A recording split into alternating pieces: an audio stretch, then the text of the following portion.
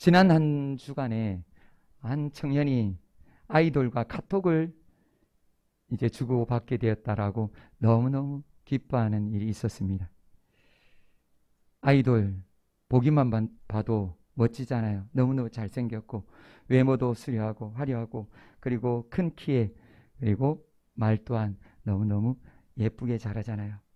그리고 그들의 몸매 또한 엄청 아름답잖아요. 그들을 보고 그들의 겉모습을 보고 반한 것이죠. 많은 청소년들이 아이돌하고 카톡을 하고 선물을 주고받고 그리고 또 선물을 주고 응원하고 따라다닙니다. 공연을 할 때는 그 아이돌은 열광하면서 소리치며 그들을 응원합니다. 그 모습을 본 한 청년이 이렇게 이야기했습니다. 정신을 차려야 된다고. 그 아이돌에게 아이들이 속고 있어서 시간 낭비하고 돈 낭비하고 인생을 낭비한다고 정신을 차려야 된다고 그렇게 이야기를 했습니다. 많은 청소년들이 이 아이돌의 겉모습 그리고 외모에 많이 반해서 그리고 속고 있는 것입니다. 이렇게 속고 있는 것을 전문 용어로 성경에서는 미혹당했다라고 그렇게 말씀해 주십니다. 미혹하다 헬라어로 플라나오입니다. 잘못 인도하다, 속이다라는 뜻입니다. 길을 잃게 하다는 뜻입니다. 사전적인 의미로는 무엇에 올려 정신을 차리지 못하다라는 뜻입니다. 많은 사람들이 미혹을 당합니다. 그러면 영적인 사람들은 미혹을 당하지 않을까요? 당할까요? 영적인 사람들도 미혹을 당합니다. 사무엘도 속았습니다. 사무엘이 어떤 사무엘입니까? 하나님이 세우신 사사 중에 사사요, 선지자 중에 선지자요. 그런 사무엘이 속았어요.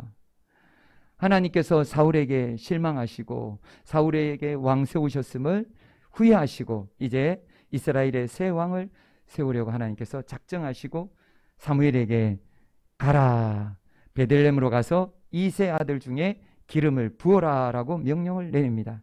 그 명령에 따라 이 사무엘은 바로 베들레헴으로 갔습니다. 사무엘상 16장 6절에서 7절 말씀을 보니 그들이 오매 사무엘이 엘리압을 보고 마음에 이르기를 여호와의 기름 부으실 자가 과연 주님 앞에 있도다 하였더니 여호와께서 사무엘에게 이르시되 그의 용모와 키를 보지 말라. 내가 이미 그를 보렸노라. 내가 보는 것은 사람과 같이 아니하니 사람은 외모를 보거니와 나 여호와는 중심을 보느니라 하시더라. 아멘. 사무엘이 무엇에 반했습니까? 엘리압의 용모예요. 그 키에, 그 늠름함에 이 사람이 이 청년이면 왕제다. 이 사람은 왕이 될 감이다. 이 사람에게 기름을 부어야 되겠다라고 생각했을 그때 하나님이 아니다. 너는 속고 있다. 나 여호와는 외모를 보지 않고 중심을 보느니라. 그렇게 하나님은 솔로몬에게 말씀해 주셨습니다. 사무엘만 속았을까요? 또 다른 사람들이 누가 또 속았을까요? 오늘 본문에 나오는 제자들도 속았습니다. 1절 말씀 우리 다 같이 받으시겠습니다. 예수께서 성전에서 나가실 때 제자 중에 하나가 이르되 선생님이여 보소서 이 돌들이 어떠하며 이 건물들이 어떠하니까. 아멘. 제자들은 예루살렘 성전을 자랑을 했어요.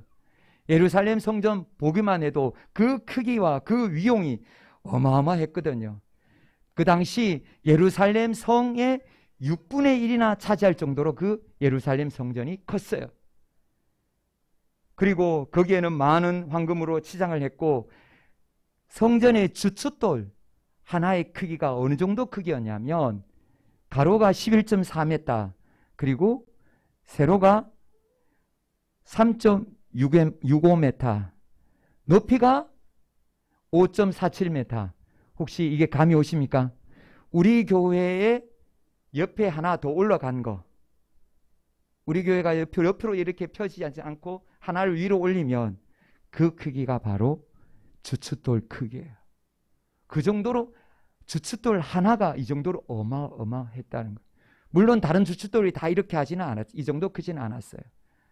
그 정도로 이 솔로몬, 그러니까 예루살렘 성전이죠.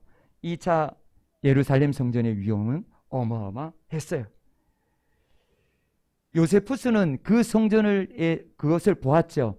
그 성전에 대해서 어떻게 기록했냐면 백색 대리석으로 미석으로 이렇게 되어 있는데 그것이 각각 돌이 어긋나 있어서 어긋나게 이렇게 쌓여 있어서 그것을 밖에서 바라보았을 때 이것은 마치 성벽에 햇빛이 비치면 파도가 있는 것처럼 그렇게 웅장했다라고 아름다웠다라고 그렇게 표현했고, 로마 역사가 타키투스도 예루살렘 성전은 황금으로 장식된 백색 대리석의 거대한 산과 같았다라고 그렇게 표현했습니다.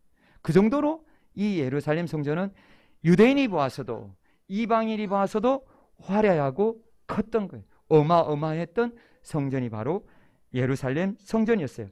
예루살렘 성전이 무엇입니까? 바로 하나님과 만나는 자리이죠. 하나님께 예배하는 자리고 하나님 앞에 기도하는 자리고 하나님을 찬송하는 자리고 하나님께 영광을 드리는 자리고 하나님께 예물을 올려드리는 그 자리입니다. 그런데 오늘 예수님께서 1절의 말씀 보면 예수님이 예루살렘 성전을 떠나 나가시는 거예요. 예수님께서 예루살렘 성전을 떠나신다는 것은 예수님께서 이제 이 예루살렘 성전에서 떠나는 마지막 길이었어요. 성전을 떠나신다. 이것은 단순히 예수님이 성전 밖을 걸어서 나간다는 그런 의미만 있는 것이 아니에요. 성전을 떠나신다. 바로 하나님께서 그토록 사랑하셨던 예루살렘 성전을 예수님께서 떠나신다는 거예요. 결별한다는 의미도 있는 거예요. 하나님은 그 성전을 떠나시는데 제자들은 어떻게 보았어요? 그 성전이 너무너무 화려하고 웅장하고 위대해 보였던 것이죠. 성전에 속고 있던 것이죠. 주님은 예루살렘 성전을 보시고 어떻게 예언하십니까? 2절 말씀 우리 다 같이 받으시겠습니다. 예수께서 이르시되 내가 이 큰 건물들을 보느냐? 돌 하나도 돌 위에 남지 않고 다 무너뜨려지리라 하시니라. 아멘. 이 큰 돌들을 보느냐? 그렇게 말씀하십니다.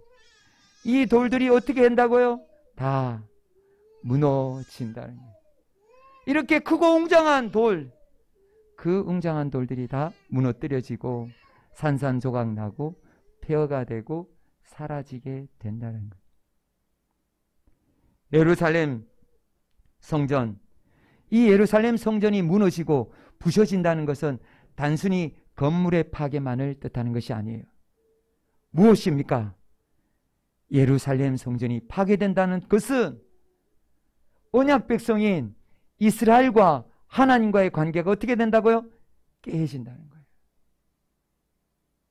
성전이 이스라엘 백성과 하나님과의 그 언약의 상징이었기 때문에 그것이 깨어짐으로 이스라엘 백성들과 하나님 관계가 단절된다는 거예요. 그것도 모르고 제자들은 그 위용만, 그 크기만 그것을 자랑하고 있었던 것입니다. 주님의 말씀대로 주 70년에 실제로 예루살렘 성전은 로마 장군 티토에 의해서 철저하게 파괴가 됩니다.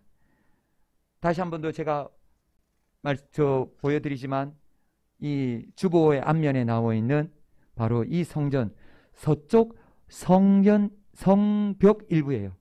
서쪽에 있던 성벽이에요. 이건 성전도 아니고 성벽 일부인데 가서 돌을 보면 돌이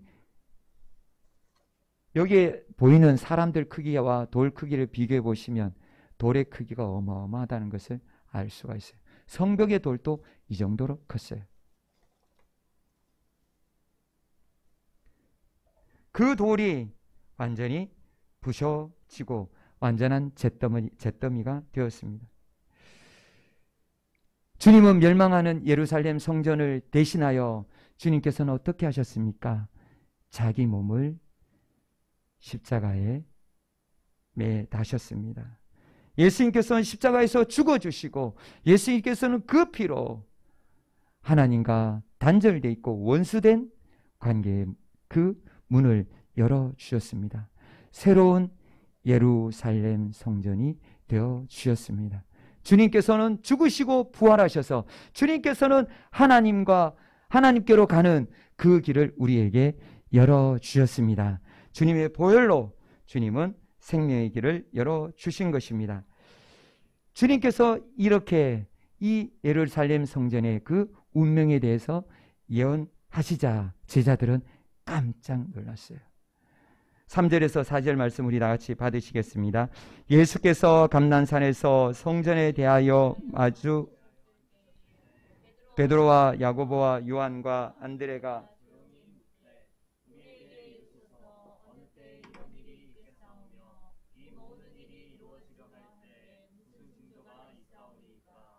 아멘.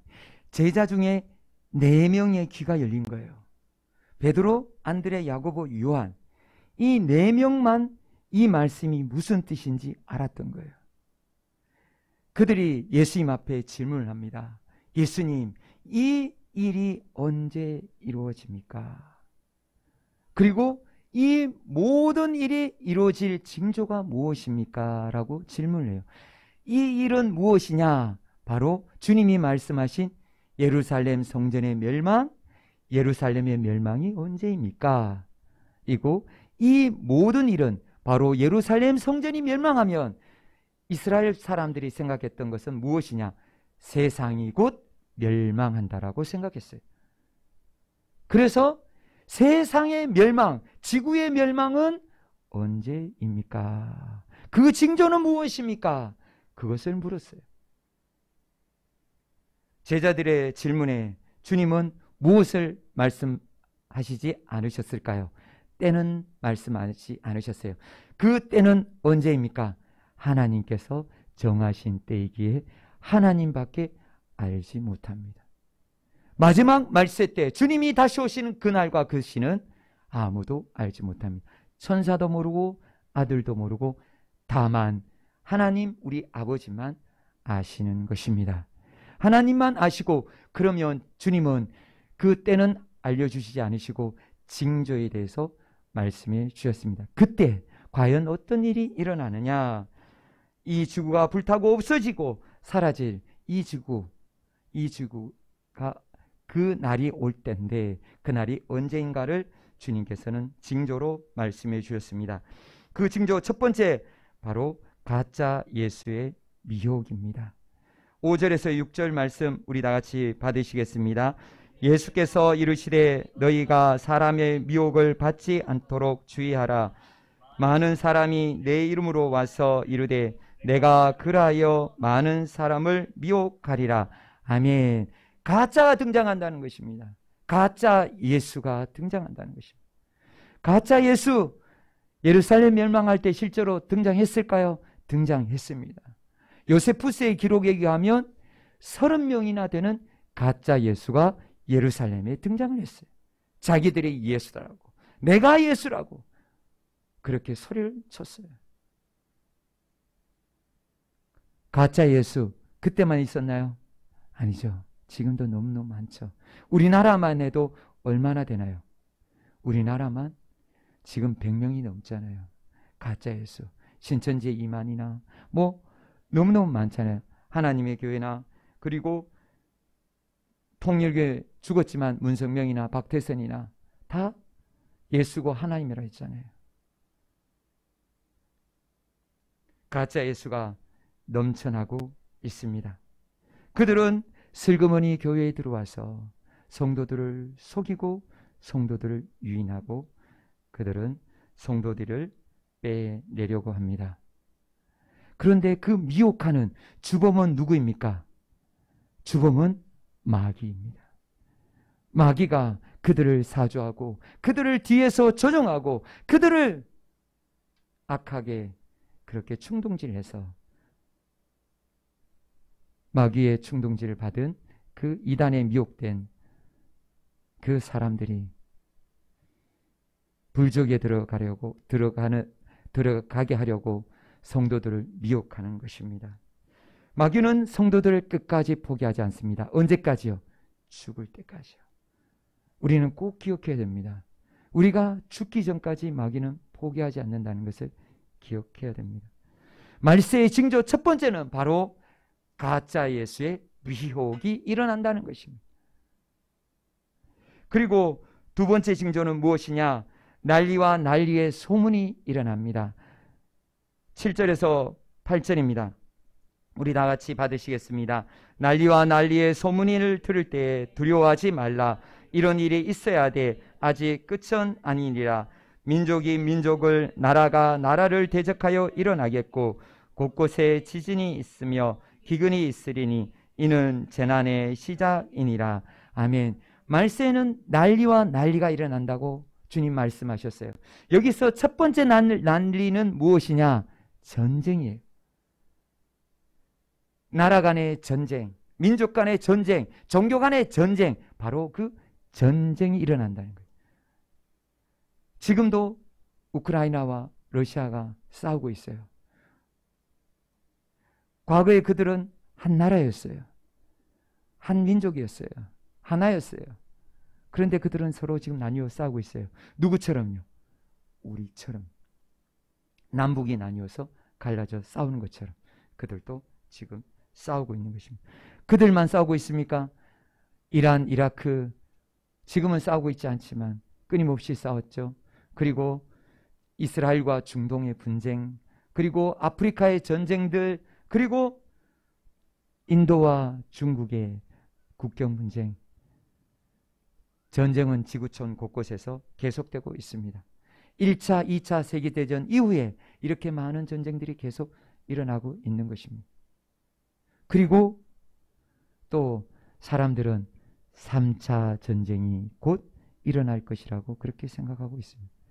전쟁, 이 전쟁이 일어나면, 전쟁의 소문이 들리면 그때 무슨 일이 일어납니까? 바로 죽음의 공포가 자연스럽게 생기게 됩니다. 죽음의 공포. 이 공포에 대해서 아마 실감을 하지 못하신 분들은 많이 있을 겁니다. 그런데 저는 이것을 보았을 때 이 공포를 가장 잘 느끼게 해주는 것이 영화가 하나 있어요. 바로 무궁화꽃이 피었습니다. 그 영화를 보면 이것을 실감할 수 있어요. 형제가 나란히 전쟁에 참전했던 그 6.25 때 그 일을 하잖아요. 그때 현재는 전투에 임했는데 전투에 임할 때까지는 전쟁의 공포를 느끼지 않아요. 그런데 전쟁의 공포가 언제 일어납니까? 총알이 바로 옆에 있는 전우를 향해서 날아와서 전우의 팔, 다리를 맞추고 그 팔다리가 잘리고 떨어져 나가고 그리고 눈, 몸이 사지가 떨어져 나가는 것을 보았을 그때의 공포가 밀려옵니다. 그때 그 공포로 인해서 어떻게 합니까? 전부 다 쓰러집니다. 전쟁사에 자세히 보면 총을 정확하게 정조준해서 맞춘 그 기록은 거의 잘 없습니다. 전부 다 이렇게 쌉니다.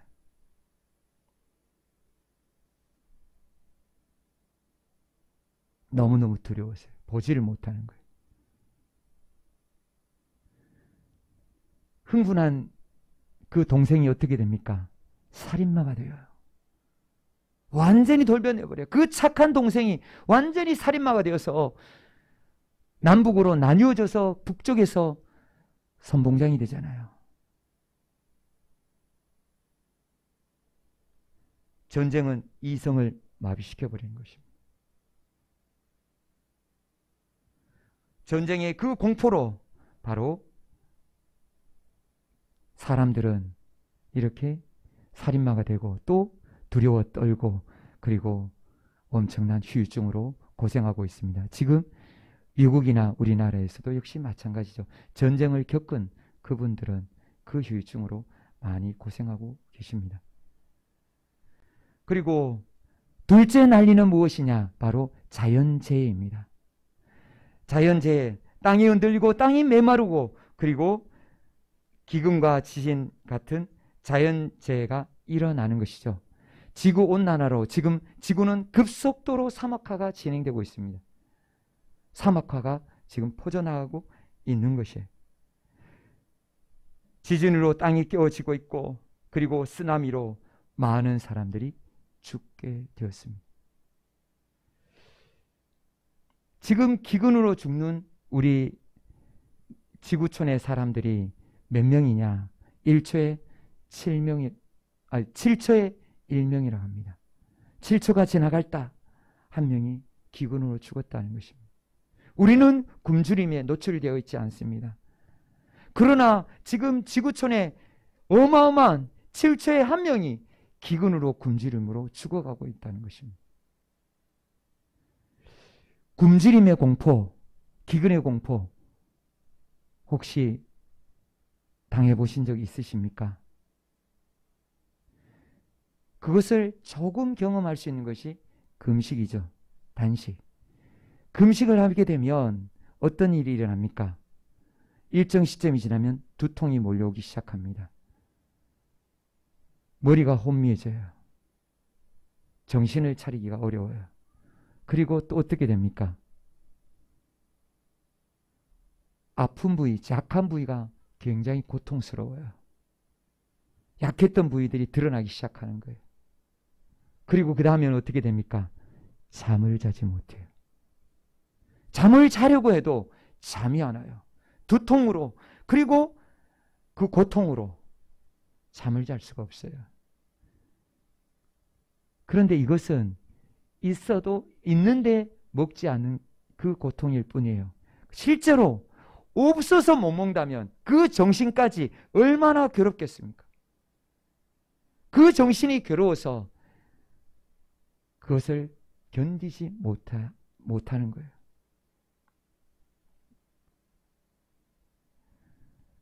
금식하는 것과 굶주림은 그 차이는 어마어마하게 차이가 납니다.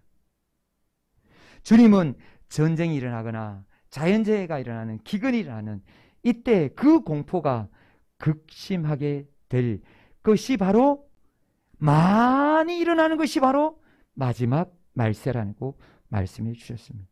그 공포가 극심해질 것이 마지막 징조라고 우리에게 말씀해 주셨습니다. 그런데 그것은 끝이 아닙니다. 시작일 뿐입니다. 시작이라는 거예요. 말세의 시작. 그리고 세 번째 징조는 무엇이냐? 성도들의 고난입니다. 9절 말씀 우리 다 같이 받으시겠습니다. 너희는 스스로 조심하라. 사람들이 너희를 공회에 넘겨주겠고 너희를 회당에서 매질하겠으며 나로 말미암아 너희가 권력자들과 임금들 앞에 서리니 이는 그들에게 증거가 되려 함이라. 아멘. 성도들이 사람들에게 채찍질 당한다는 거예요. 여기에서 채찍들은 어떤 것이냐면 헬라어로 대로예요. 대로란 뜻은 어떤 뜻이냐? 이것은 희생 제사를 쓸 때 드릴 때 쓴 전문 용어예요. 어떤 희생 제사를 드릴 때 살 껍질을 벗기는 거예요. 가죽을 벗기는 거예요. 채찍질이 어느 정도로 혹독하냐? 바로 사람들의 가죽을 벗기는 거예요. 살 껍질을 벗긴다는 거예요. 살이 터지고 피가 튀기는 바로 그렇게 혹독한 박해가 있을 것이라는 거예요. 그 혹독한 박해에 누구까지 함께하느냐? 12절 말씀 보면 형제가 형제를 아버지가 자식을 죽는 데 내주며 자식들이 부모를 대적하여 죽게 하리라. 아멘. 부모들, 가족들이, 자식들이 가족을 그 박해 속에 던진다라는 거예요. 그렇게 때린다라는 거예요.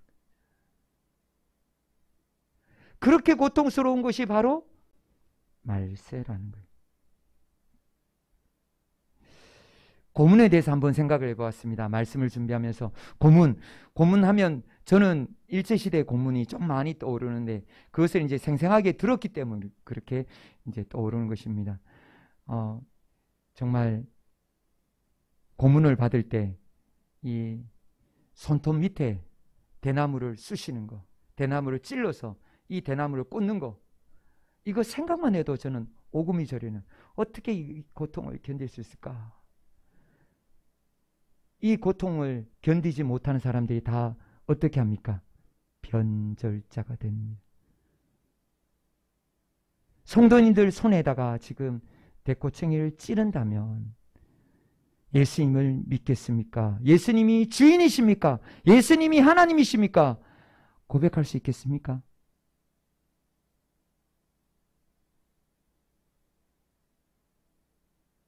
그 고문을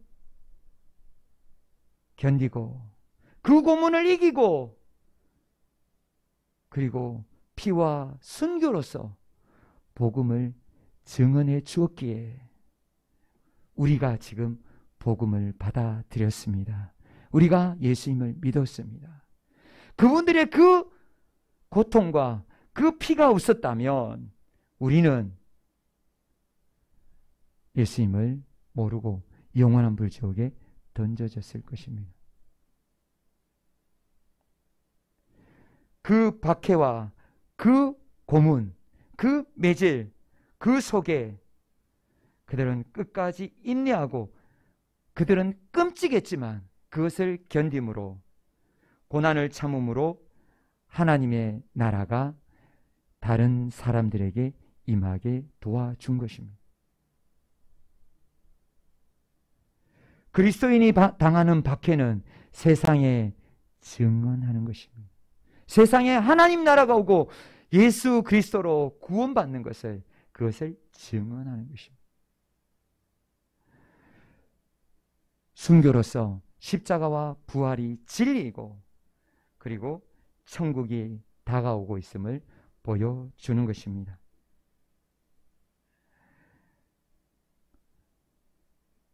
수많은 성도들의 그 피와 그들의 눈물과 그들의 순교로 복음은 점점 퍼져서 지금 주님이 말씀하셨던 모든 민족, 모든 족속에게 복음이 전파되었습니다. 이제 주님이 말씀하신 그 때가 다 되어 가고 있습니다. 주님은 예루살렘의 멸망의 징조를 통해서 우리에게 세상의 멸망의 징조를 말씀해 주시고 또 우리가 이 징조에 대해서 우리가 과연 어떻게 준비해야 되는지를 우리에게 말씀해 주셨습니다. 첫 번째 우리가 어떻게 대비해야 되느냐? 첫 번째 미혹당하지 않도록 주의해야 됩니다. 디모데후서 2장 14절 말씀 우리 다 같이 받으시겠습니다. 너는 그들로 이 일을 기억하게 하여 말다툼을 하지 말라고 하나님 앞에서 엄히 명하라. 이는 유익이 하나도 없고 도리어 듣는 자들을 망하게 함이라. 아멘. 사람과의 관계를 조심해야 됩니다. 사람들, 이단들 호시탐탐이 노리고 있습니다. 교인임을 알면서 접근하는 사람들, 그리고 계속적으로 호의를 보이면서 다가오는 사람들, 그들을 주의해야 되는 것입니다. 이단에 빠졌다가 나온 사람들에게 물어보면 왜 이단에 빠졌습니까? 어떻게 해서 그 나쁜 그곳에 들어가게 되었습니까? 몰랐습니까? 몰랐죠. 그들은 처음엔 몰랐어요. 모르고 갔다가 가니까 어떻게 해줍니까? 그들은 너무 잘해줘서 계속 갔다는 거예요. 잘해주니까요. 친구가 되어주고 연인이 되어주고 문제도 해결해주고 같이 놀아주고 함께 해주니까 너무 좋았다는 거예요. 너무너무 즐거웠다는 거예요. 그래서 그들과 친해지니까 그 다음에 어떤 일이 일어납니까? 그들이 무엇을 빼앗습니까? 돈을 빼앗습니다. 무엇을 빼앗습니까? 시간을 빼앗습니다. 무엇을 빼앗습니까? 몸을 빼앗습니다. 영혼을 빼앗아 버리는 것입니다. 완전히 착취를 당하고 그들의 노예가 되어서 그들을 위해서 살아갈 수밖에 없게 된 것입니다. 인생을 송두리째 빼앗겨 버린 것입니다. 그제서야 알게 된 거예요. 그런데 그때는 나오질 못하는 거예요. 두려웠어요.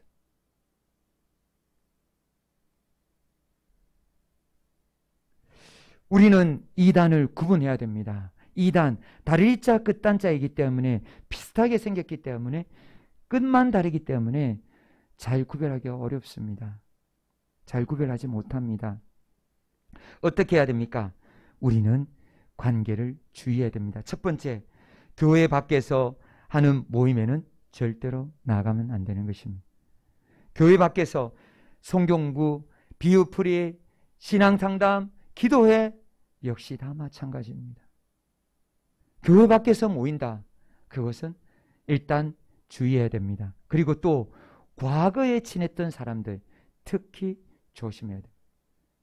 과거에 친했던 사람들 그동안 어떤 과정을 겪었고 어떻게 신앙이 변질되었는지 전혀 모르면서 그 사람에게 과거만 생각하고 다가가면 당합니다. 일단 우리는 과거에 친했던 사람들이 멀어졌던 사람이 다시 다가온다면 한 번 더 생각을 해봐야 됩니다. 우리는 분명히 경계를 해야 되는 것입니다. 주님은 깨어있으라고 말씀해 주셨습니다. 그리고 둘째, 우리는 어떻게 해야 되냐? 이단과 논쟁도 인사도 하지 말아야 됩니다. 저도 이 부분이 좀 약했어요. 저도 이단과 싸워 이길 수 있다라고 생각했어요. 그들을 굴복시켜서 그들을 그곳에서 건져내야 됐다고 생각을 했어요. 절대로 건져낼 수 없어요. 싸워서 이길 수 없어요. 그들의 논리로 그들은 졌다 하면 그들은 그것에 인정하지 않고 그것에 굴복하지 않아요. 그들을 설득할 수 없습니다. 말다툼하는 것은 도리어 당하게 되는 것이라고 성경은 우리에게 분명히 경고하셨어요. 역으로 전도당한다는 거예요.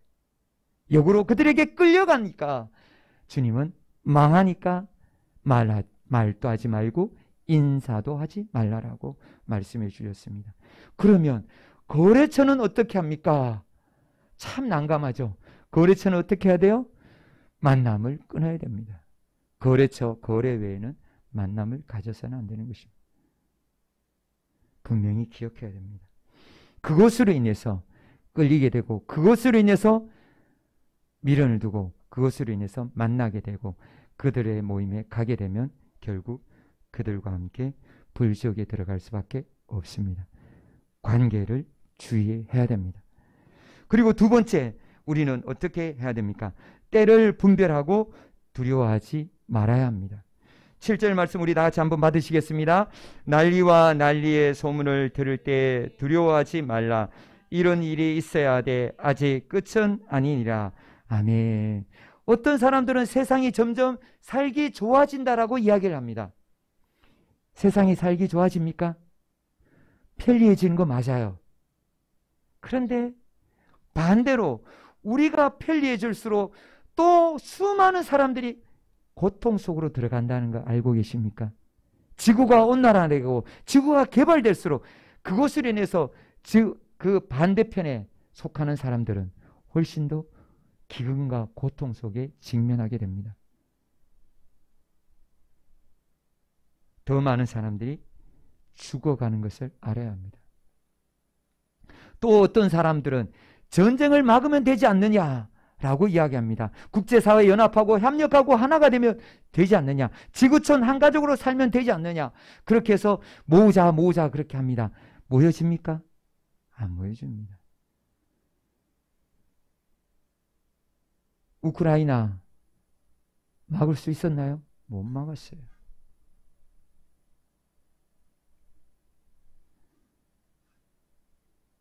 전쟁과 그 기근으로 생기는 자연재해로 생기는 그 공포가 계속 밀려오게 되는 것입니다. 그런데 그 공포를 보고 무엇을 알아야 됩니까? 때가 왔다는 것을 알아야 되는 것입니다. 누가복음 21장 29절에서 31절 말씀 우리 다 같이 받으시겠습니다. 이에 비유로 이르시되 무화과 나무와 모든 나무를 보라. 싹이 나면 너희가 여름이 가까운 줄을 자연히 아나니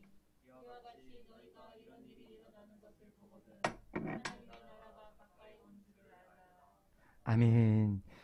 나무가 싹이 나면 여름이 오듯이 이렇게 전쟁의 공포와 기근의 이 공포가 밀려왔을 때 우리가 꼭 기억해야 될 것이 무엇이냐? 바로 때가 되었다는 거예요. 말세의 때가 되었다는 거예요. 바로 이 공포 속에 직면하게 되면 내가 죽든지 아니면 세상이 끝나든지 둘 중에 하나가 이루어진다는 거예요. 내가 죽었어도 주님이 오시고 세상이 끝나서도 주님이 다시 오십니다. 우리는 이것을 깨달아야 합니다. 주님은 다시 오십니다. 그 때가 바로 그런 극심한 공포가 밀려들 때임을 기억하고 우리는 주님 오시기를 준비해야 됩니다. 말씀을 기억해야 됩니다. 말씀을 기억하기 위해서 우리는 어떻게 해야 될까요? 말씀을 가까이 해야 됩니다. 말씀을 가까이 하면서 어떻게 해야 됩니까? 읽어야 됩니다. 말씀을 공부해야 됩니다. 말씀을 묵상해야 됩니다. 말씀을 암송해야 됩니다. 그래야 말씀이 가까이 있고 기억이 나게 되는 것입니다. 말씀을 알아야 시대를 분별하고 때를 분별합니다. 말씀을 모르면 시대를 분별하지 못합니다. 그리고 성경에 능통해야 이단에 속지 않고 분별할 수 있는 것입니다. 성도는 깨어서 시대를 분별해야 됩니다. 그리고 세 번째, 성령 하나님의 도우심으로 끝까지 견뎌야 합니다. 말세의 성도들은 다 고난을 겪습니다. 가정에서도 사회에서도 어디에서나 매장을 당하고 그리고 몸과 마음이 고통을 당하게 됩니다. 고통 중에 시달리게 되어 있습니다. 그 고통이 닥칠 때 우리는 그때 우리에게 달려드는 것이 있습니다. 어떤 것이 달려드느냐? 마귀가 달려들어요. 마귀에게 우리에게 무엇을 불어넣느냐? 절망을 불어넣어요. 욥기 23장 8절에서 9절 말씀 우리 다 같이 받으시겠습니다. 그런데 내가 앞으로 가도 그가 아니 계시고 뒤로 가도 보이지 아니하며 그가 왼쪽에서 일하시나 내가 만날 수 없고 그가 오른쪽으로 돌이키시나 배울 수 없구나. 아멘. 믿음의 사람 욥도 자식이 죽고 전재산 다 빼앗기고 그리고 자기 몸이 썩어가고 병들고 아플 때 그때 어떻게 됐습니까? 하나님 앞에서 절망하게 되었습니다. 하나님이 떠났다고, 하나님이 나를 버렸다고 하나님 앞에 원망하고 불평했어요. 꼭 기억해야 되는 것은 성도들이 고난을 당할 때 이 고통이 밀려온다는 것입니다. 절망이 밀려온다는 것이에요. 우리는 이 고난을 분별해야 됩니다. 이것이 바로 말세를 말씀해 주시는 것을 깨달아야 됩니다. 깨달아야 합니다. 내가 죽든지 세상이 끝나든지 주님이 다시 오든지 우리는 그 중에 하나, 그것은 바로 그 중에 하나인 것입니다. 우리는 이겨내야 됩니다. 혹시 그 성도들의 당하는 고난 이겨낼 자신이 있습니까? 없지요. 솔직히 너무 두렵잖아요. 그러나 그것을 이겨내지 못하면 우리는 분명히 기억해야 됩니다. 우리는 불족이 들어갈 수밖에 없습니다. 그러면 우리는 어떻게 이길 수 있을까요? 우리는 이겨야 되는데 어떻게 우리가 이길 수 있을까요? 11절 말씀입니다. 우리 다 같이 받으시겠습니다. 사람들이 너희를 끌어다가 넘겨줄 때 무슨 말을 할까 미리 염려하지 말고 무엇이든지 그때 너희에게 주시는 그 말을 하라. 말하는 이는 너희가 아니요 성령이시니라. 아멘. 성령 하나님을 붙잡아야 돼요. 우리와 함께 하시는 성령 하나님을 붙잡아야 돼요. 하나님이 함께 하신 것을 굳게 믿어야 돼요. 우리가 성령 하나님을 놓쳐버리고 우리가 내가 혼자고 내가 버림받았고 내가 하나님으로부터 버림받았다라고 그렇게 생각하고 절망해버리면 우리는 싸울 힘이 없어요. 이길 힘이 없어요. 우리는 어떻게 해야 됩니까? 기도해야 됩니다. 하나님 앞에 부르짖어야 돼요. 성령의 능력으로 우리는 이 고난을 싸워 이겨야 되는 것입니다. 고난은 지나가게 되어 있습니다. 이 또한 지나가리라 선포해야 되는 것입니다. 천국의 소망을 두고 이겨내야 됩니다.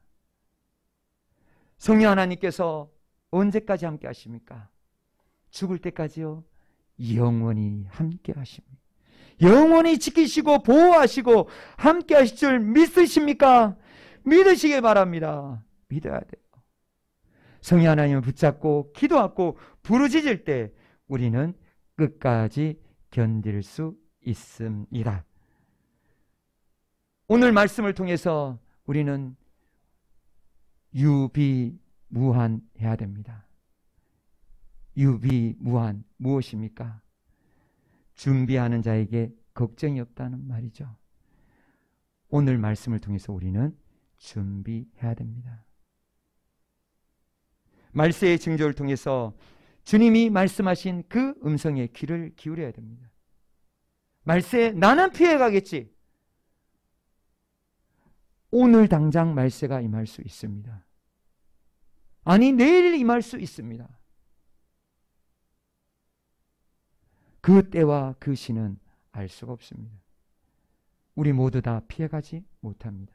아니 어쩌면 지금 우리가 말세를 시작하는 그 시간에 시점에 있는지도 알 수가 없습니다. 우리는 이단에 미혹받지 않고 속지 않도록 우리가 사람들과의 관계에 주의해야 됩니다. 그리고 때를 분별하고 두려워하지 말아야 됩니다. 그리고 버림받았지 않았음을 기억하고 성령 하나님을 의지하고 성령 하나님의 능력으로 박해를 이겨내야 되는 것입니다. 요한계시록 3장 5절 말씀 받으시겠습니다. 이기는 자는 이와 같이 흰 옷을 입을 것이요 내가 그 이름을 생명책에서 결코 지우지 아니하고 그 이름을 내 아버지 앞과 그의 천사들 앞에서 시인하리라. 아멘. 승리하시는 사랑하는 모든 성도인들이 되시기를 예수님의 이름으로 축복드립니다. 아멘. 우리 다 같이 기도하시겠습니다. 오늘 또 말씀해 주신 대로 우리가 사람들에게 미혹당하지 않도록 우리가 기도해야 됩니다. 시대를 분별하도록 고난을 이기도록 성령 하나님의 능력으로 승리하도록 극복할 수 있도록 끝까지 견딜 수 있도록 우리가 믿음이 자라도록 기도해야 됩니다. 연약한 믿음 우리가 하나님 앞에 회개하며 하나님 믿음 주십시오. 우리가 부르짖어야 되는 것입니다. 이 시간 부르짖고 또 나라와 민족의 구원을 위해 복음화를 위해서 우리 다 같이 주여 부르시면서 기도하시겠습니다.